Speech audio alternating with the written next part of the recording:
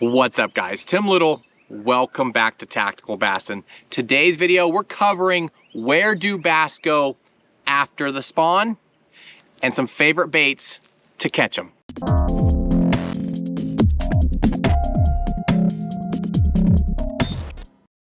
I was just rigging up my kids' rods last night, and it got me thinking, what baits can I tie on that are gonna last here for another few weeks, right? We're in this kind of stage spawn. We got the pre-spawn going on, we have the spawn, and we have fish in post-spawn. And a lot of times this time of the year, people get kind of tricked up or caught up on where do these fish go after the spawn.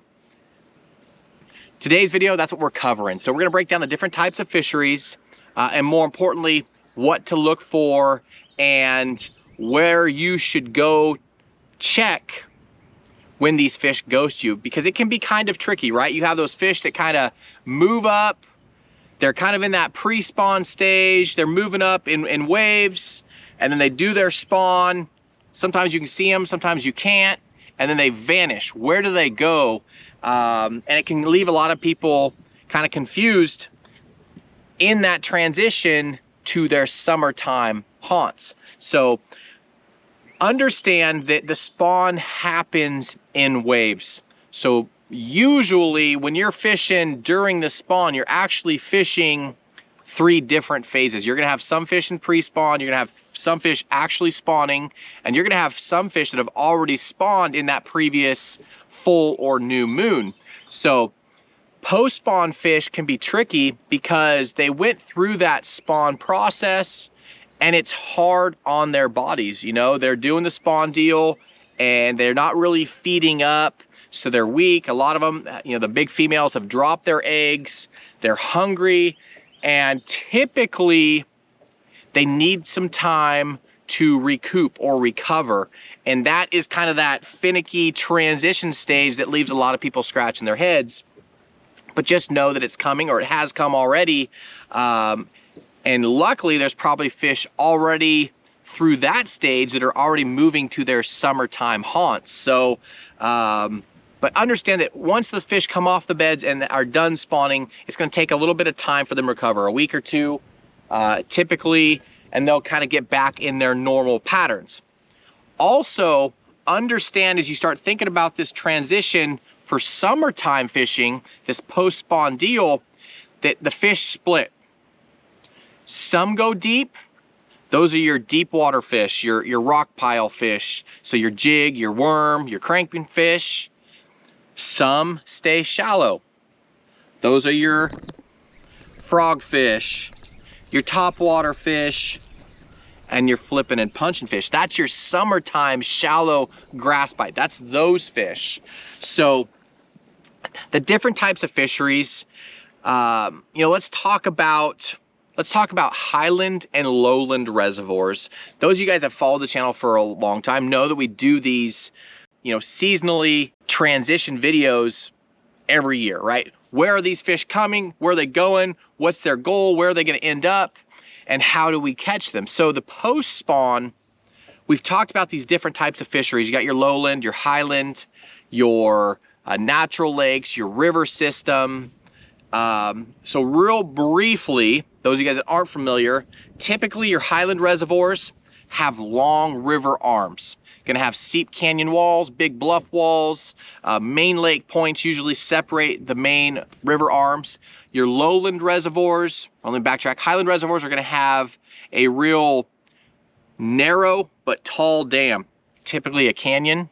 Lowland reservoirs, a lot more open water, main body. You have your island tops and humps and saddles, not as many long arms, and typically your dams are long but short. So sometimes those dams could be over 1 mile long. So those are your lowland reservoirs. And then obviously you have your river systems and your deltas and your natural lakes that don't really have a lot of water fluctuation. They don't have big dams, and I kind of put those in with your ponds. So kind of think about a natural lake like a pond, a lot of offshore stuff or grass, kind of your jungle fishing, if you will. But the post spawn. So we talked about how these fish are going to separate. Let's talk about a Highland reservoir first. So typically, those fish are coming in to spawn. They're going through the transition, and they're going from the main lake point to the secondary points, like kind of like steps on a ladder, to get to their spawning bays, where they're going to actually build their nests and spawn. The cool thing about this entire process is the pre-spawn and the post-spawn are the same steps.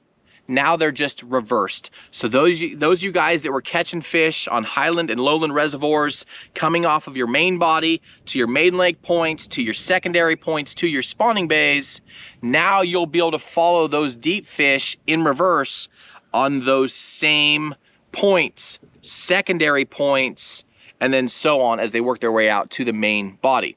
So if you were on them pre-spawn and you had those key secondary points that had good chunk rock or good cover, maybe some laydowns or some standing timber where those fish would stage and stay on that secondary point, typically that's where they're going to come to recover. They're going to go back to that good stuff. So if you were on them pre-spawn, check those spots out. And again, you're going to have to move with them as they work through this transition to get to their summer areas. Those other fish that were in that spawning bay, they're going to stay somewhat close. They're going to stay in that shallow water, and it's going to be totally driven by cover, right? So as the water temps come up, that grass starts growing. The bluegill are up there, the shad are up there, they're doing their spawn. We kind of talked about that in a video last week, the shad spawn going on. After the bass spawn, you have the shad and you have the bluegill spawn. Those are those bass that you're catching up shallow on your top water baits, on your chatter baits, your glide baits, that sort of stuff. But so understand that some of those fish are going to stay, but look for rock, look for isolated pieces of cover, and then as that grass grows up and we get into the warmer part of, you know, that post-spawn period, almost into summer where that grass is growing thick, they're going to get in that grass, especially in the heat of the day. Okay, so Highland and Lowland reservoirs, kind of talked about those briefly. Again, those fish are going to work their way out. Highland Reservoir, those deep fish, they're going back out to that main lake point. They're going back out to those rock piles that you probably caught them on wintertime. If you were winter fishing, those are the same rock piles, same sorts of stuff that you're going to catch those fish in the summer, but we're going to use completely different bait. Well, kind of more aggressive baits. We're going to get to that here shortly. Same thing with Lowland. We talked about it briefly. Don't really have those long river arms, but you're going to have more island tops and saddles for your deep fish. Typically, you have a lot more shallow bays. Again, you're not that kind of that canyon-esque type of fishery, deep, clear water. You're going to have more backwater, so you're gonna need to cover some water, look for that shad spawn, look for that bluegill spawn, because that's what's gonna pull those fish into those bays. And then as far as the deep fish, again, you're gonna use that same creek channel or those island tops that they kind of hop to get from the main lake to that spawning bay, just in reverse. You know, follow that creek channel out, use your side imaging, look for those fish. The cool thing about this time of the year is the fish typically school up. So you're not looking for a single fish. You're not looking for, you know, one or two fish. You're looking for schools, because as we get into summer, that's when you're going to find those mega schools, and you can catch 15, 20, 30 bass out of one school. So that is kind of the Highland and Lowland deep fish, right? Again, you're looking for those isolated pieces of cover along that route, along that transition. And typically, if you caught them on certain or specific things moving in pre-spawn, those are the same things to target post-spawn. The only thing that throws a wrench in it, like I said, is that shad spawn and the bluegill spawn. Those fish are going to stay up shallow, and they're going to munch low light conditions, early mornings, late evenings. night fishing, that's when they're going to munch the shad spawn. And then obviously bluegill, you guys know that bass love to eat bluegill. So that was Highland and Lowland. In the beginning, I kind of talked about, or at least mentioned, the fish are gonna take a little bit of time, a week or so, to kind of recoup after they do their spawning business. So typically, those fish are gonna pull out from that spawning bay. It doesn't matter if it's a Highland or Lowland reservoir, or even a river system for that matter. They're gonna pull out of that bay to the first break, the first deep water access, and that's where they're typically going to sit. That's where they're gonna pull out and sit, kind of recoup, regain their energy, maybe snack a little bit, and then look to make their move to wherever they're going to go. So if you were on them during that spawn, pre-spawn and spawn stage, and now you got a big spawning bay with a nice break out to open water, maybe it's a point that breaks off into the main lake, that's where those fish are going to sit and recoup. The cool thing, like I said, is these fish are going to be in stages. So if you lose those fish along the way, that next wave behind them typically are going to use that same thing, that same isolated piece of cover, that same break, same rock pile, whatever it is near that spawning bay, it's going to keep replenishing. So just like they would replenish going in, they're going to replenish going out. Now, as far as a river system, you have your backwater fish, then you have your current driven fish. And current actually has me thinking, it's windy right now, it doesn't matter what type of fishery you're on, it doesn't matter if you're on a small pond, you're still going to have days that have current. Either it's driven by a dam or a river system, or it's driven by winds. You're gonna have water pushing and then backflowing, but you're always gonna have some kind of water movement, so think about that too. But as far as river systems, when that water's going, those fish are gonna be out on that first break near the backwaters, and then they're going to be transitioning to the humps and the ledges in the actual river, in the current. So that is the pattern that you see in the summertime, where you're catching them on big flutter spoons, big hair jigs, big crankbaits, big worms, big jigs. Those are your ledge fish. But before they are in that full-blown spawn stage, check those first ledges and humps leading out to that stuff. So we talked about ponds and natural lakes briefly.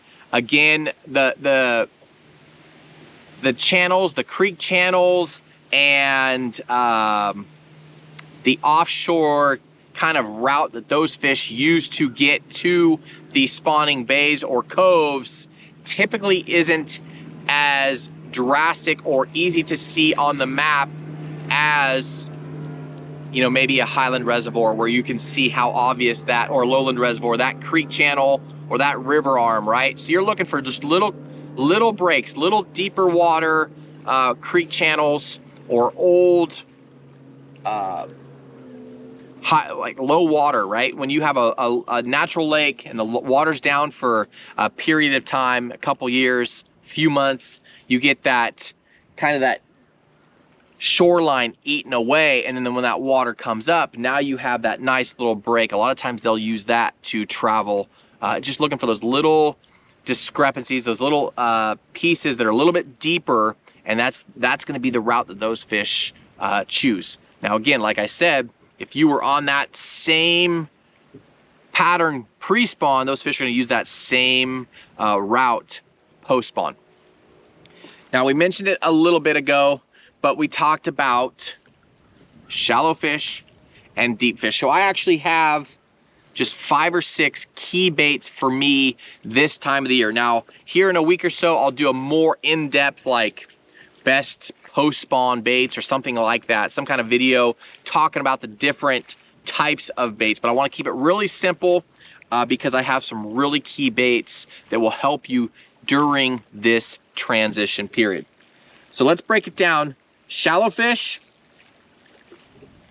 again, look for the shad spawn, look for bluegill spawn, and look for grass. If you can find a nice, fresh, first clump of grass coming up, a lot of those fish that were in that spawning bay are gonna pull to that single clump of grass. And you can have a field day just catching fish out of that one grass patch. But for the most part, spend some time. I like, especially this time of the year, I like moving baits. I like to cover water. I want to see some active fish. So I'm throwing top water. Specifically, this is a Matt Shad Pop Max. This bait has worked wonders for me the last few years. Specifically this color, Matt Shad. Again, we're talking shad spawn.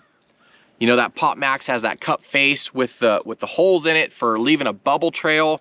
You know, these fish are going to be getting active. They're looking to feed up. You can fish this bait slow, but when you do walk it, it leaves that bubble trail, kind of like a buzz bait with the warmer water temps, but it's got that cupped face that you can see that it leaves those bubbles, and then that really awesome matte shad color. That's been my #1 color in this popper. Again, you can work it slow, bloop, let it sit. You might pick up a spawner or two that you can't even see. You're not necessarily sight fishing them, but you can't see. You're throwing up under an overhang or a lay down or a dock, and you just bloop, bloop, bloop, let it sit, and they come up and just, it's never really an explosion on the popper this time of the year. Usually it's just to come up and they just suck it down. You sometimes don't even hear it. Your bait just disappears, your line tightens up. So that bait right there. And then this time of the year, I like to throw some kind of bluegill pattern frog. Again, I mentioned it a little bit earlier. Those bluegill are gonna be up shallow, spawning as well. So that's the Jackal Gavacho. I love this color. That has caught so many fish for me through the years. It's another bait that you can walk, or you can pop it just like the popper. But when you do get that grass coming up, this bait will outfish this bait just simply because it is weedless. But that's a really good, that's a really good, I just had a fish flashback of one that bit me out. It was a giant, and oh, that's a big one.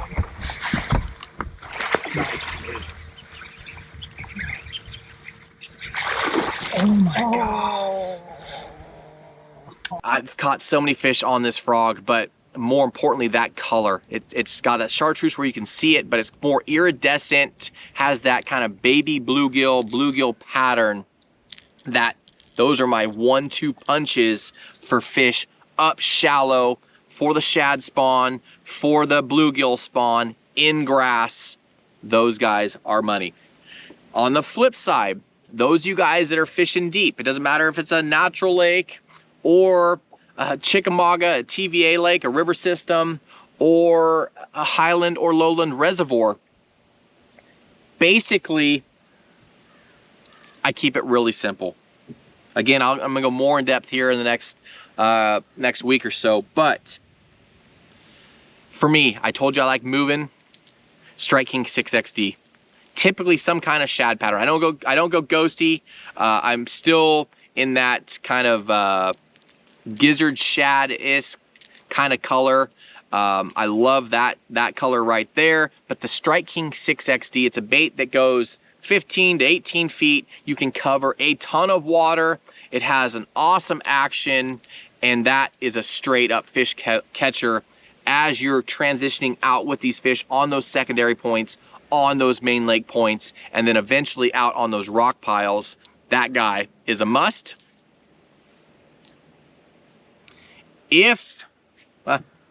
One other one that works shallow and deep, it's a little bit different probably than what you would have expected.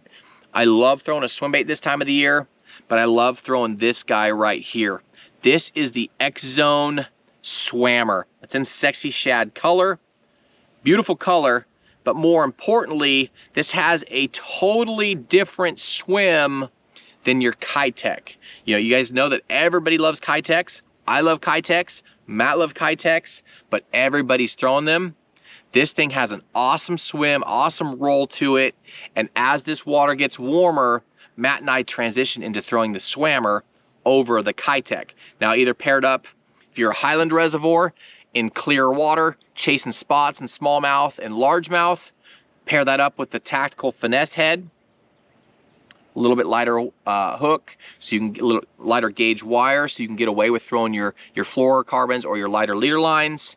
If you're out here in Chickamauga, you're chasing big fish, stained water, go with the Matt Allen swim bait head. It's got a more stout of a hook, so when you do stick those big ones, or you have the possibility of sticking a big striper or something like that, you won't bend out the hook. But that swammer is a must. It covers both shallow and deep.